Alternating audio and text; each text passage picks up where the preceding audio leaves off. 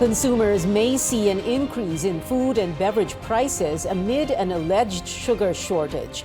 It led regulators to allow the importation of 300,000 metric tons of sugar, but the decision was called off as the move was deemed illegal by Malacañang in the absence of President Bongbong Marcos' signature. The chief executive now passing the ball to lawmakers to investigate the issue on prices and supply.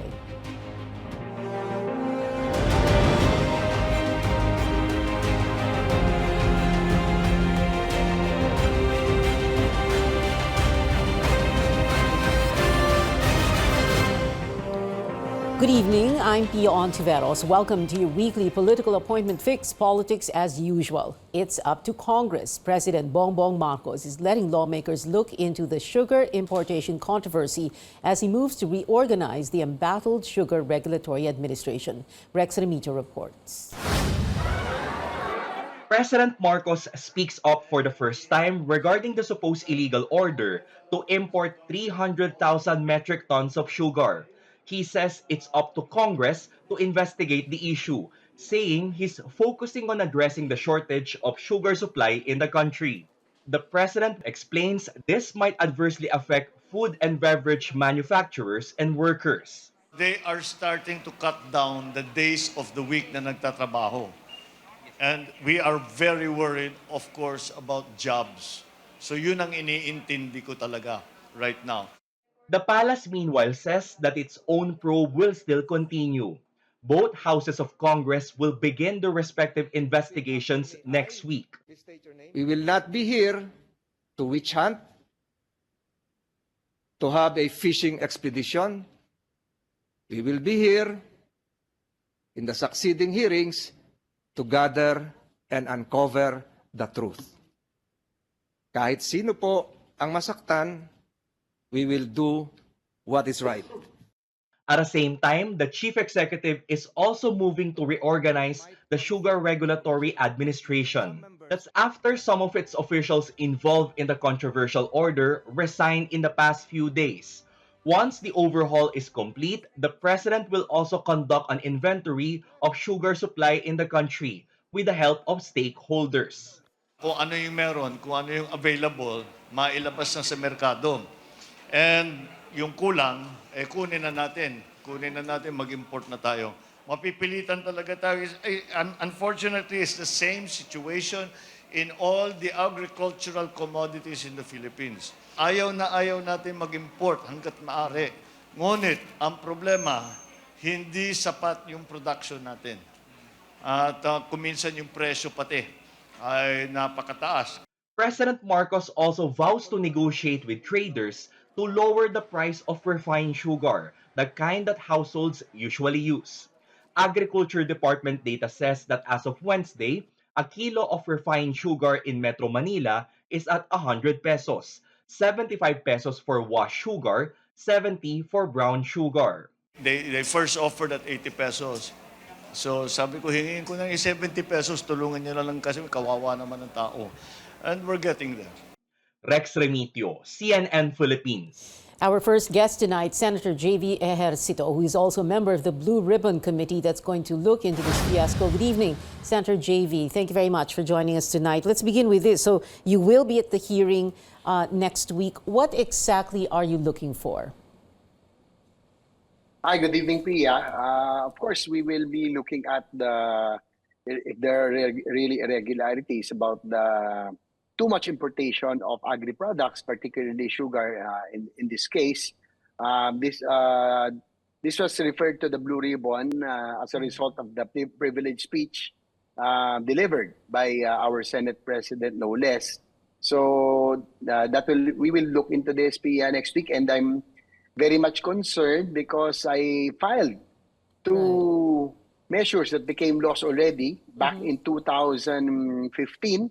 The Sugarcane Industry Development Act, which was intended to revitalize and revive the sugar industry in Negros and all over the country, RA 10659, and likewise the anti-agriculture smuggling law, which was passed in 2016, also principally authored by yours truly, which are all very much related in the pressing issues regarding too much sugar importation, Pia. Sabi nga, we have very good laws. The problem is implementation. Nandiyan na siya. Hindi lang natin ma-execute, ma-implement. Senator JV, pag-usapan pa natin ng konti pa yung mga batas ninyo. Like you mentioned, the Sugarcane Industry Development Act of 2015 and the Anti-Agricultural Smuggling Act of 2016 a little later on the show. But I want to ask you first, you've also been quoted as saying that we will find out who the so-called big-time smugglers are. You said this, and who are you referring to?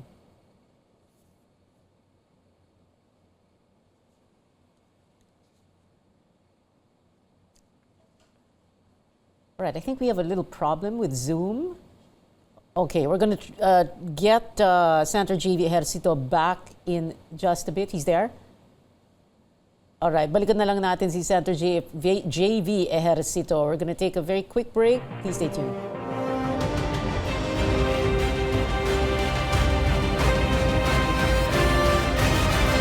Welcome back. This is Politics as Usual. Beverage manufacturers confirming they are dealing with a shortage in premium refined sugar, a key ingredient in many of their products. In a joint statement, Coca-Cola Beverages Philippines, Pepsi-Cola Products Philippines, and ARC Refreshment said they're working closely with government and other stakeholders to address the situation. The statement comes as Malacañang and lawmakers looking into the botched plan to import 300,000 metric tons of sugar. Still with us, Senator JV Ejercito is joining us via Zoom, and I suppose that maganda ring Wi-Fi niya. That's a sweet spot. Sweet spot na, no, Senator JV. Sige, balikan natin yung pinag-uusapan natin kanina. What will the smoking gun be, Senator JV? No? When you say that we're going to be finding out sino tong mga big-time smugglers na ito, yung mga big-time smugglers, kilala na sila, right? It's just that they're not named, hindi sila pinapangalanan. Their names are not out there. Pero, in the industry and in circles, people talk about them and know who they are.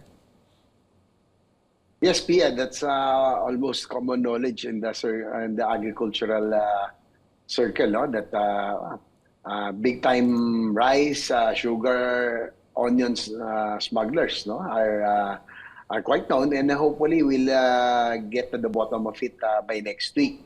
Pia, I just want to air my frustration because it's really difficult to pass laws, no? And I think that the two laws that I mentioned, which I authored, the Anti-Agricultural Smuggling Law and Sugarcane Industry Development Act, are all designed really to strengthen and to revitalize the sugar industry and other agricultural in the agricultural sector in general.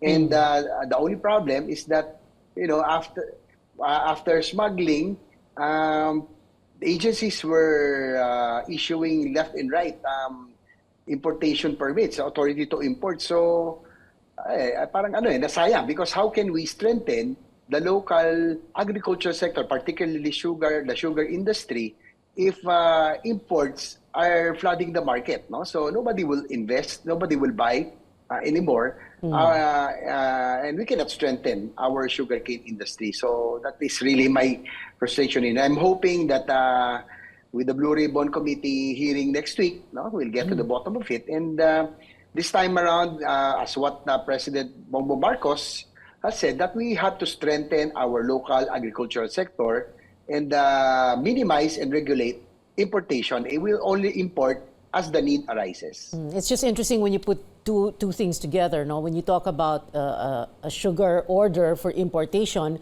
which is a piece of government document, and then you talk about big-time smugglers. How are we supposed to understand the situation?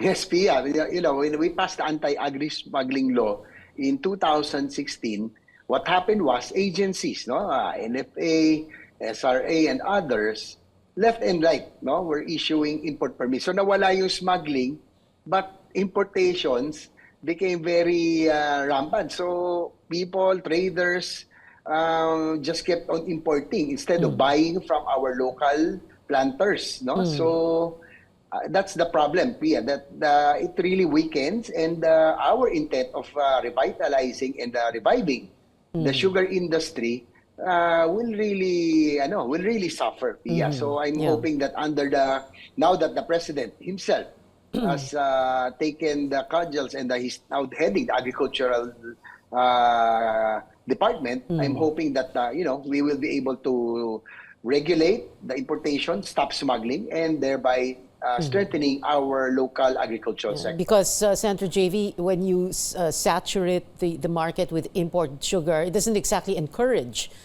local sugar producers, right? Yes, exactly, Pia, because traders and businessmen will just, because it's easier to import.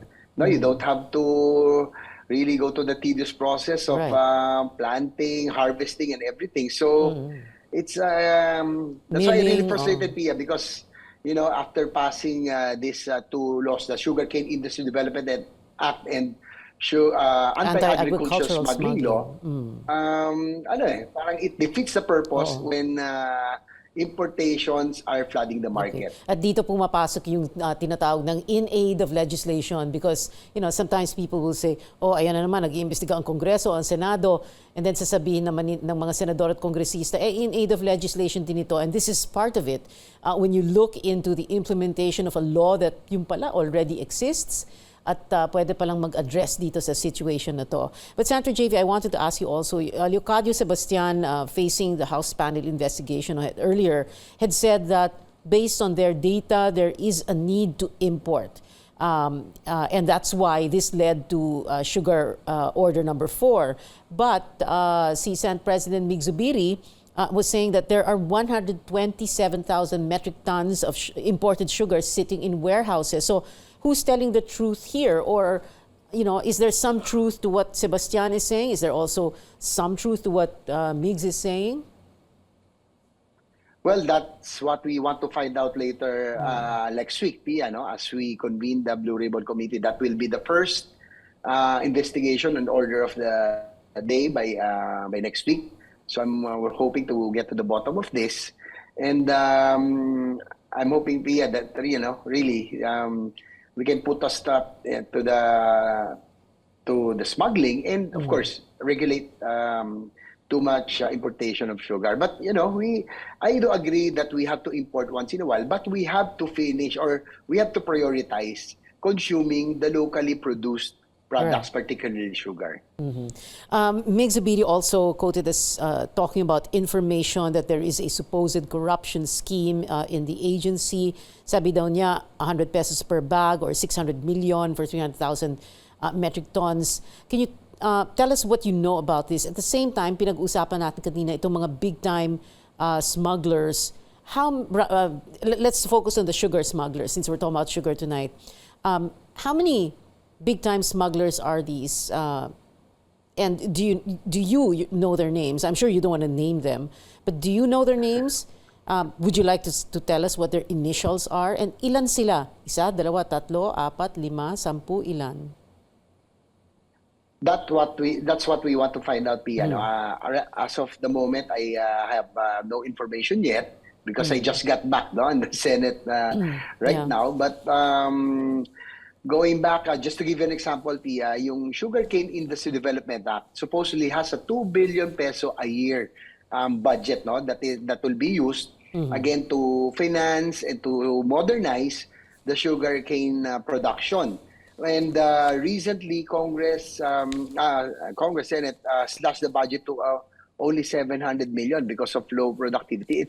I think it's because the agencies were already so used to handing out import permits. That's why traders were just relying on importation, and they haven't really supported the sugarcane planters, our local sugarcane planters. That's why, sayang, Pia, yung 2 billion that's supposedly intended really to strengthen and modernize and revitalize our sugarcane industry development in Negros and other sugar-producing provinces, it all went for naught, because as I've said, the agencies have been probably enjoying issuing import permits left and right. So thereby, it's really, the local industry that is really suffering. Would the laws that you passed, the Sugarcane Industry Development Act and the Anti-Agricultural Smuggling Act of 2016,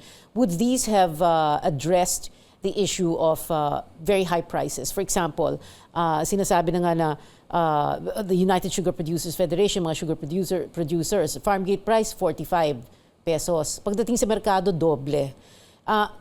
If these laws that you had passed had been properly implemented, and if we had a very strong sugar industry, would prices like these have happened? Could these laws like this and proper implementation and an honest to goodness, genuine sugar industry, baba ang presyo? Pia, I believe so if it were really implemented and prioritized, no? Because the aim of Sugarcane Industry Development Act or the SIDA law was to modernize, no? Because we are used to, just to give an example, our sugar mills are more than 50 years old and therefore are inefficient already. They cost so much to run.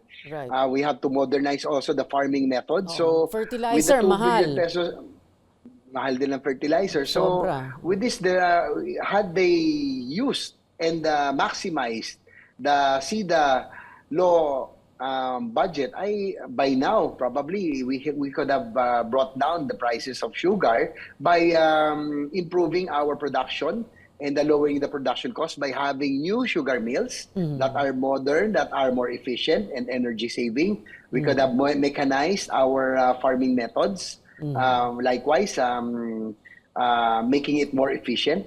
So, yun po eh. So what has happened, because of too much importation, nobody really pays went attention into investing. Yes, investing and really patronizing our local sugar industry. My last question, Senator JV, Hermenegildo Serafica, SRA administrator, when he stepped down, he's quoted as saying, with a light heart and a clear conscience, he said that he did his job, quote, consistent with or within the bounds of law. Your comments on that? Well, I wouldn't want to judge first because we want to see the evidence and I'd like to dig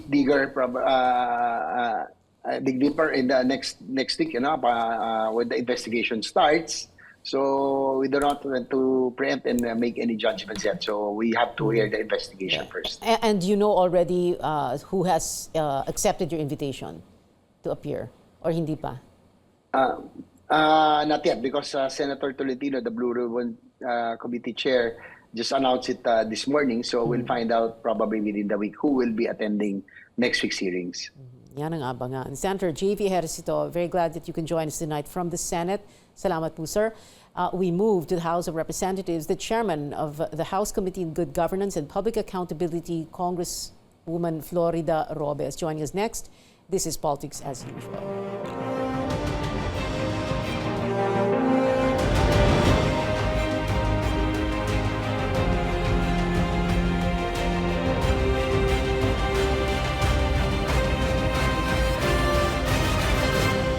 You're still on Politics as Usual. I'm Pia Hontiveros. Ahead of its first investigation under the 19th Congress, the Senate Blue Ribbon Committee engages 2 former officials of the Office of the Ombudsman to show what it calls is its seriousness in investigating alleged irregularities in government. In an organizational meeting on Wednesday, Committee Chairman Francis Tolentino announced former overall Deputy Ombudsman Melchor Carandang will be the panel's senior legal consultant. Carandang made headlines during the previous administration after leading the probe into then-President Rodrigo Duterte's alleged ill-gotten wealth. Carandang was dismissed from his post in 2018.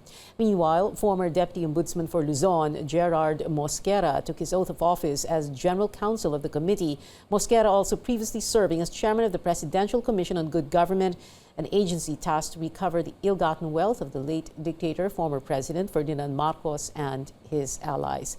Over at the House of Representatives, 2 committees began probing the sugar mess 2 days ago, where former Agriculture Undersecretary Leocadio Sebastian explained his motives when he signed the importation order without President Marcos's authority.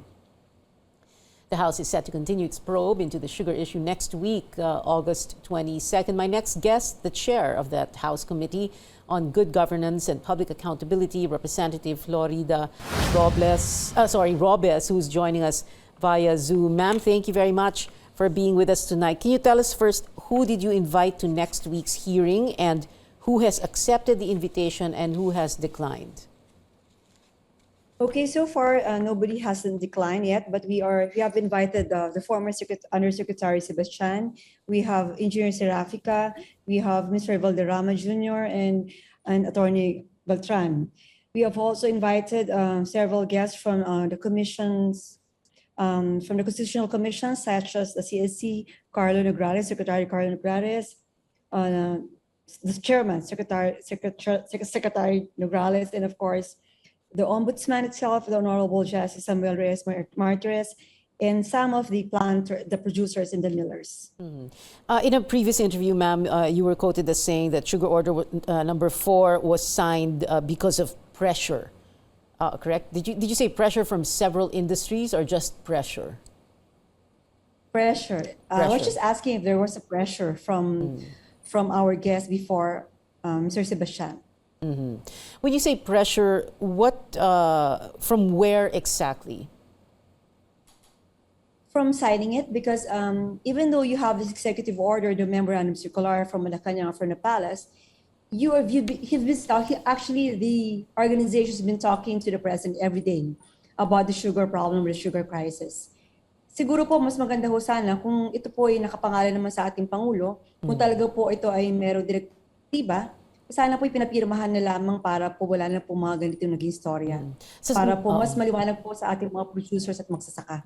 So sino po ma'am sa tingin nyo ang nag-pressure sa kanya para po pirmahan ito, Sugar Order number 4?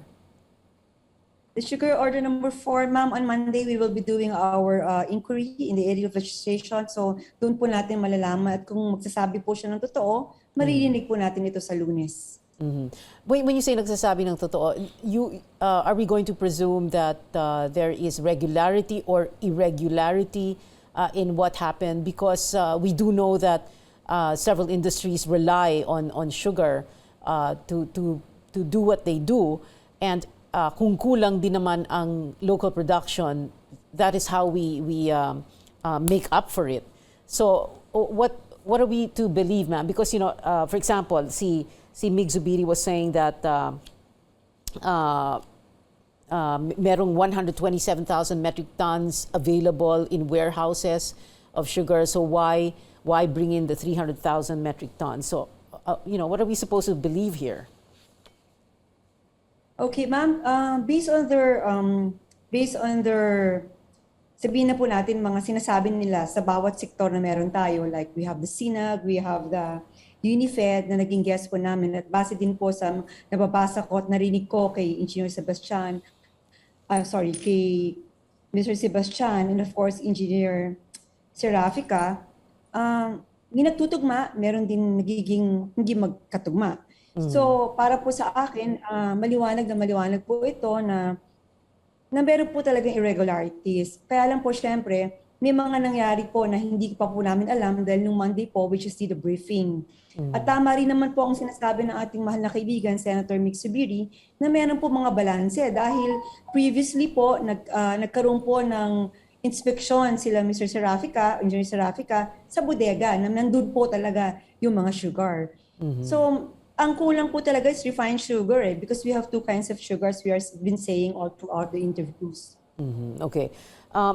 Mig Zubiri has also been saying that there is a supposed corruption scheme in the agency, at kanina kausap ko si Senator J.V. Ejercito, tinatanong ko rin sa kanya because he was saying common knowledge naman na meron talaga mga big time smugglers. Is that something that the investigation is going to expose? Sino to mga big time smugglers, big time sugar smugglers na ito? And are they known? I asked Senator JV the same thing. Sabi niya common knowledge kung sino yung mga ito. Yes, ma'am, I agree with my colleagues in Senate. Totoo po 'yon kasi kung 300,000 metric tons po, bawat importer po ay meron pong alokasyon na 12,500. So pag dinivide po natin yon, we have 24 importers. So aalamin po natin sa Lunes, lalabas po iyon dahil ang hiningi po ng ating mga kasama sa Makabayan Block ay dalhin po ang listahan ng mga importers na kasali po rito. Ma'am, sa totoo lang po, on the previous, nung mga nakaraang buwan po, talaga nag-accredit po ang ating sa sugar, sa SRA, nag-accredit po sila ng mga importers. Pagka po ikaw ay nag-accredit ng importers at ikaw po ay nabigyan ng import permit, agad-agad po may cash ban po rito. So, hindi ho susugal ang ating mga negosyante ng ganun-ganun na lamang kung wala po sila mga pinag-usapan. And maybe they were expecting something in return pagdating po sa pag-deliver po ng ganitong mga produkto. Okay, my last question for you, Congresswoman Robes. Itong situation na ito, sometimes people, and I had asked JV the same thing, JV Ejercito, sometimes people would say, ito na naman tayo, investigasyon ng Senado at Kongreso, in aid of legislation ba talaga ito? How exactly can this help the sugar industry? We have a very poorly propped up sugar industry. What can we do para, we don't keep relying on imports to fill up the requirements? Actually, ma'am, as I've heard from the palace, ang ating Pangulo po ay ang kanyang unang-unang ginawa talaga ay kausapin sila lahat. Actually, kulang nga po sila sa board. So, naglagay pa nga po ang ating Pangulo doon para mabuo po yung board. Ang nangyari po dyan, dun sa mga panahon na bago po mag-eleksyon, kulang po ang board. So paano po sila magde-decide at gagawa ng isang bagay na walang quorum?